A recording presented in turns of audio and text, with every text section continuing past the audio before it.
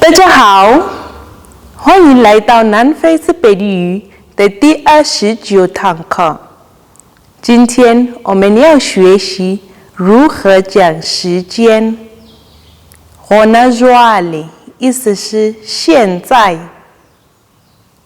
Hona jwale， Hona jwale。Gapela 意思是以后。Gapela， Gapela。Pele 意思是以前。Pele， Pele。让我们再说一次。Hona jwale， Gapela， Pele。我们的课结束了，请记住要点赞、订阅和分享。下节课见，再见。